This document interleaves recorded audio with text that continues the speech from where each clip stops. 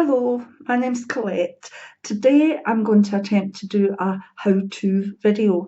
I want to show you, or attempt to show you, how to smudge. Now, the how-to videos are the ones that tend to go bananas and get a bit muddled, but I'm just going to try with kind of limited area to show you this. What is smudging? Smudging is the way of cleansing using sacred smoke, and it's seen in all different cultures. In indigenous cultures, you see Native American Aboriginals using smoke for ceremonies, for births, deaths, you name it. Sacred smoke is used to cleanse the atmosphere, cleanse the energies round about. But you can also see it in Hindu shrines. There's incense being burned. In a Catholic service, there's the priest with his censer with the incense being wafted. It's everywhere. It's a way of cleansing anything. And allowing the area or the person to be cleansed or free of negativity. So you can look at it in many ways. In some ways, like say the cleansing of the aura is to cleanse negativity or a build-up of trauma, a build-up of negative thought patterns, a build-up of heaviness through maybe life events that have happened. But also, the various houses and stuff that have been said to maybe be haunted or have negative entities in them, they can be smudged to clear the negative energy or the negative entity. So you can see it as more of an energy thing, moving away energy of all sorts, whether that's your own kind of energy, anger, whatever, or a negative entity as such. But it's practiced the world over. There are many herbs that can be used, and whatever path you follow, you'll know your own herbs. Today, I'm going to use Californian white sage. The white sage is the domestos of all herbs in the kind of Native American world. It really is the cleanser that will burst anything away. It's really so good. And that's the one I'm going to show you me use. Now, smudging is sometimes easier if it's done with a smudge stick. And certainly you can buy smudge sticks and they're very convenient. And you just light the smudge stick and the smoke comes off it, and then you can go and do what you need to do. My problem with smudge sticks is I'd probably cost myself a fortune if I used a smudge stick every time I was cleansing. And the problem with them is, depending on what type of smudge you get, they can fire up very quickly, let off an awful lot of smoke, and then they're done. And when I used to use smudge sticks, and I still do if I want like maybe sage and sweetgrass or sage and copal or sage and lavender, I still use sticks. But I'm a wee bit paranoid about setting things on fire, to be honest. And I've noted that some smudge sticks, you think they're out, and they're not, and they can keep burning. And I used to then stick them under some water, and when you went back to them, they could still be, and it just wasn't good. So I do use smudge sticks, but I use them more for an occasion where I'm quite happy to burn the whole stick. But a normal size smudge stick can come in anything from £6 to £10, so it's not cheap. It's not inexpensive. So I like loose herbs, because then I can use them to fire up myself. I can also put them into incenses. I can put them into little bits of oil for my oil burner. But please, if you're a novice, a smudge stick would be quite good, but make sure that you put it out. And the things that you need to smudge, let's just get into it, are it's better if you have a feather fan, because that wafts the smoke easier. But you don't need to. You can use your hand. You can walk about with the herb if it's a house. It just works better a wee bit with the feather, because you've got the power of the feather wafting the smoke through, and it also looks more elegant, and it feels a wee bit better. But if you don't have a feather or a feather fan, you can still smudge a room, you can still smudge another person. It's the intent behind it, and also whatever herb you're using.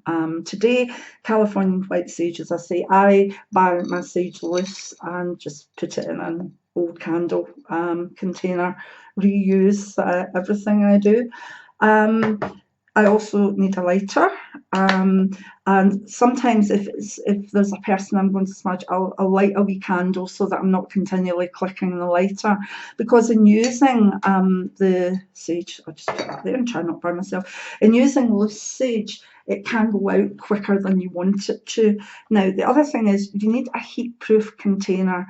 That can be an ashtray, some sort of metal container, but it must be kept for smudging alone. This cannot be, oh, I use it there and then I put a cigarette in it or something. No, not allowed. Tobacco is a sacred herb, but not used like that, okay? So this, believe it or not, was a wee tin that was a gift from a friend who did Avon, and it had little candles and little incense sticks in it.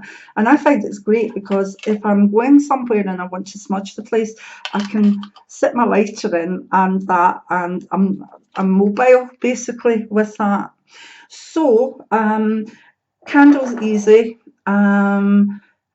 Container with your sage in it, and remember, if you want a smudge stick, it's the same. The reason you need fireproof stuff is that it gets very hot, and you don't want it burning anything or really doing any damage. So make sure that the container you have is fireproof, and also that it can, you're not putting it down on top of a surface that maybe can't do with heat. Okay, so what do you need for the smudge itself? Well, basically, you need to get a nice bit of sage. I'm just putting it into the candle. And it kind of fires up, but it's not the flame you're looking for, it's the smoke. So it'll either go down and smoke or just blow it out if it goes too much. And then I don't know if you can see it, but there's smoke coming off that. That's sacred sage smoke. The teaching of this plant is cleansing. It's about honouring the fact that we do carry energy with us that is better to get rid of, and white sage will do that. So will grey sage and all the sages. Just I tried growing sage here in Scotland and it didn't work, and then I tried our own types of sage and no, it doesn't work. It smells like you're stuffing a turkey, to be honest. So no, get the right stuff. The other thing is I've heard of mugwort being used for this as well. So if you know, Wicca or Druid or whatever, know that there are traditional indigenous herbs that can be used. This is just my favourite, okay?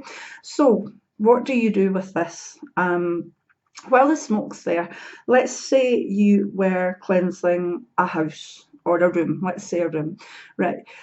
Stand with your back to the door and facing the room. Now you're going to waft the smoke round the room, either using the, you know, like this, or your hand if you don't have a feather or a feather fan.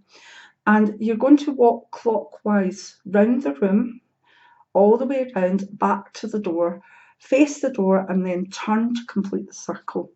Now, while you're doing this, you may have your own words, your own prayers, but I like cleanse, bless, protect.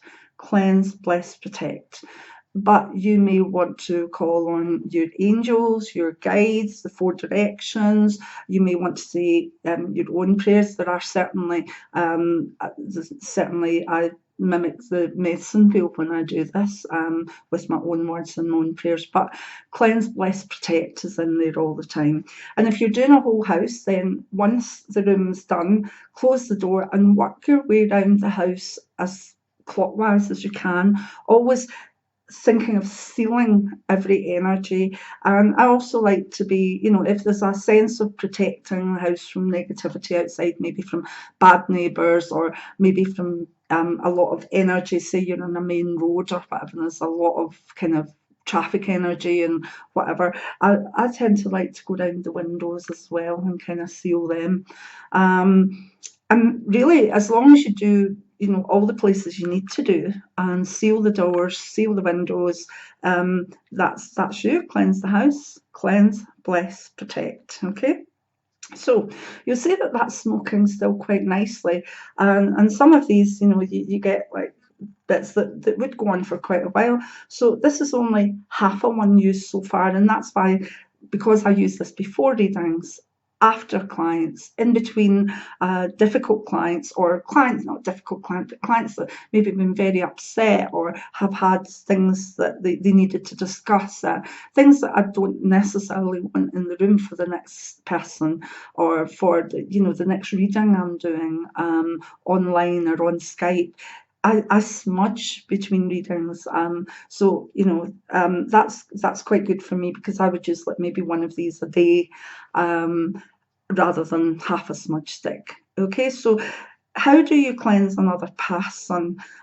Basically, it's better if they stand up and put their arms out to the side with their palms down, and then theoretically you're going to. I'll start with 4 at the top, and then work round their body, round their arms, like a drawing of a person, but round them, round their arms, up. And all the while I would be saying different words, but I would say cleanse, bless, protect.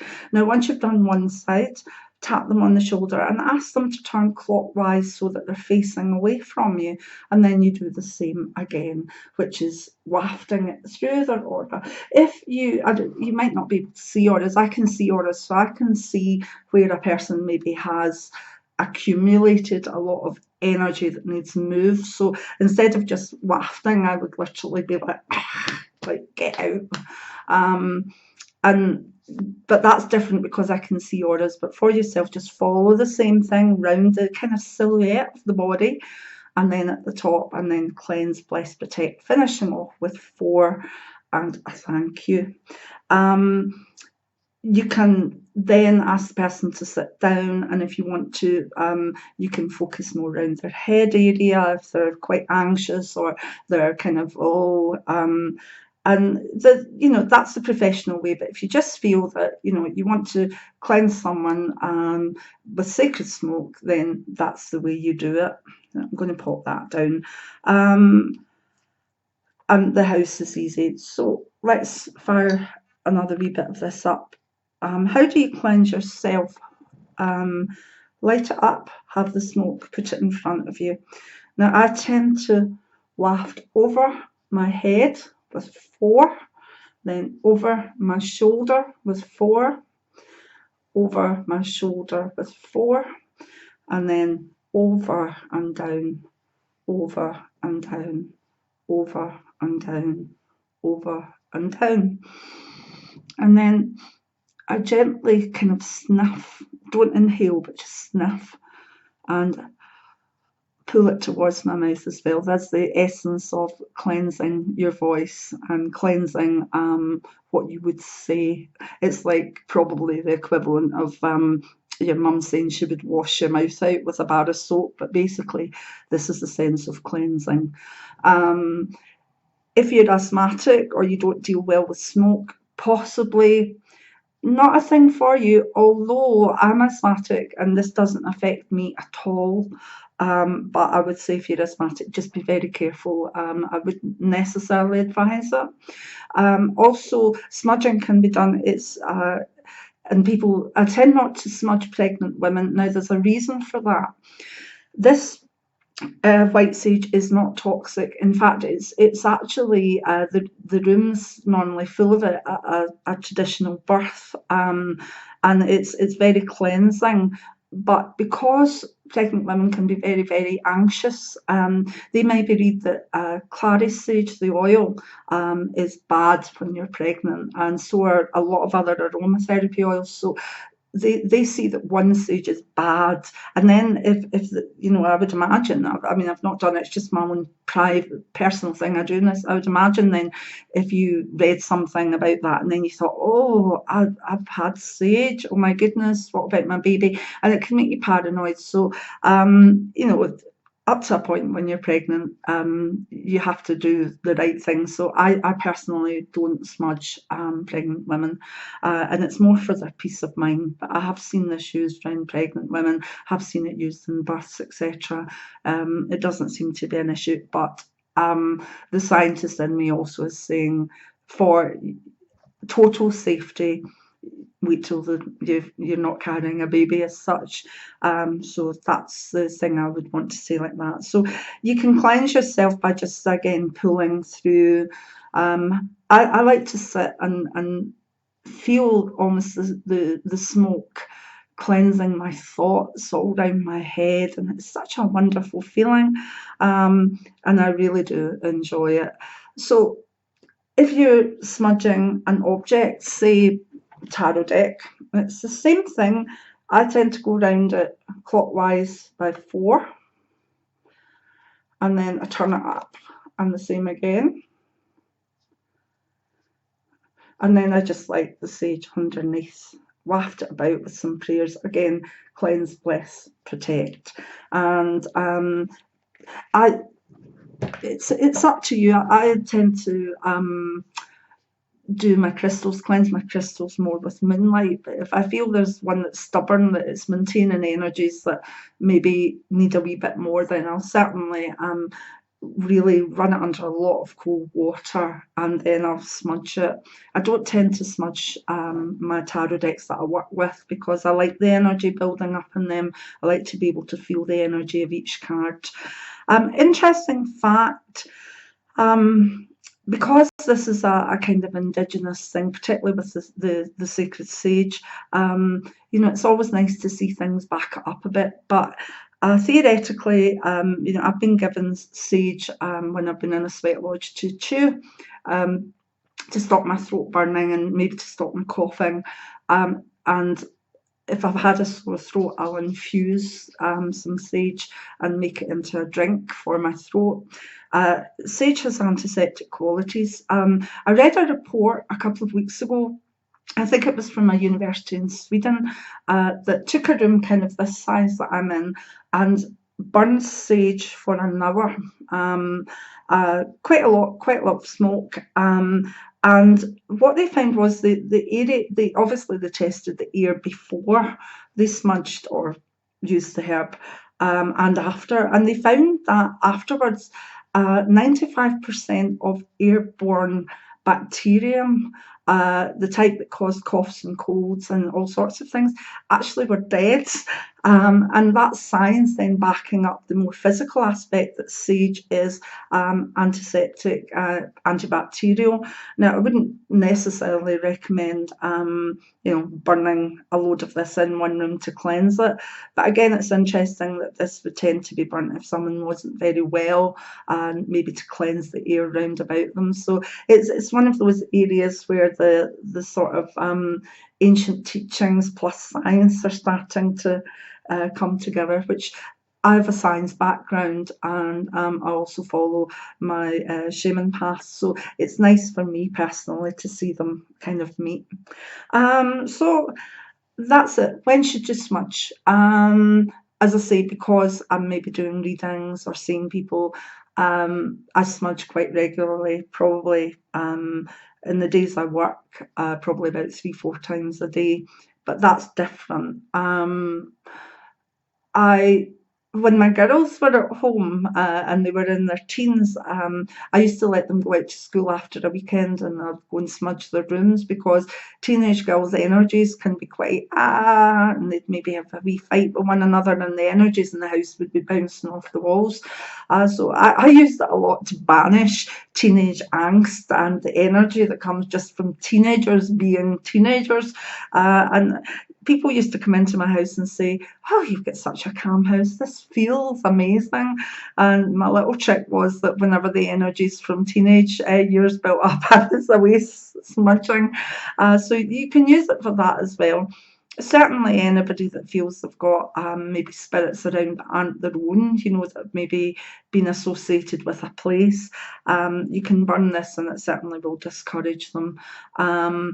but again, you know, sometimes it can put away too much. You want to, you know, if you've really got something that's not great, then by all means use as much as this to move it on as you want. But you know, I wouldn't necessarily not want a lot of spirits about.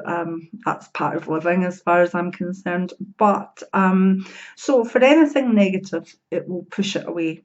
For any negative energy, anything in your aura, anything that you want to make new and cleanse, this is what you do. Smudging, it's called. Okay, so you can have a wee go. I just get I make sure that the source of my sage is good, um and I must admit I enjoy that. But you can get very good smudge sticks in new age shops. You might have seen them lying, thought, what is this?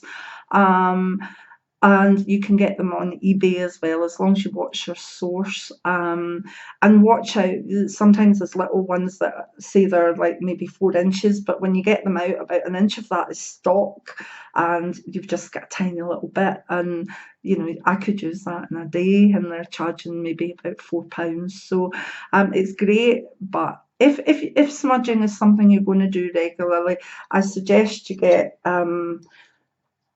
it was probably, this was filled up to there for £7, so I think that's really good, and that would last me a wee while. Not last me forever, but maybe last me a couple of months. So that's that. So heat-proof container, a feather, or your hands. But if using your hands, remember, the universe likes gestures, so don't be like, oh, it's got to be nice, it's got to be gentle or hard, but it's got to be a gesture, so that the universe connects with it a wee bit more. And as long as you are very careful and make sure that everything's put out, and that's why I love this little container, because at the end of the day, even if it's still burning, I can shut it, and before you know it, it's out. It's like, you know, that's it. So it's very safe for anybody that's got paranoia about setting things on fire, which is another video, maybe further down the line. So anyway, I hope you've learned from this video, and I hope that you'll join me for other videos in the how-to range. Please give me a thumbs up if you like it, and also subscribe, as to there'll be so many more videos going up in 2016, some that are just very informal, some that are how-tos, and of course the weekly tarot cards. So that, hopefully, I haven't forgotten anything, I hope, but if I have, then we'll maybe add it sometime. So thank you for watching. I hope you now know how to smudge. Remember, it's the intent behind it that works. So if you forget the words, don't worry too much. If you forget what you're meant to be doing halfway through it, just sort of calm yourself and go back to where you were and continue. It's not hard, and once you get into the message, whether you're going to do it once a week, once a month, whatever, it becomes second nature. I really would not want my house to go more than a week without being smudged, because it keeps it so laid back and relaxed and joyful, because there's nothing really negative in it. Okay, take care. Many blessings. Bye now.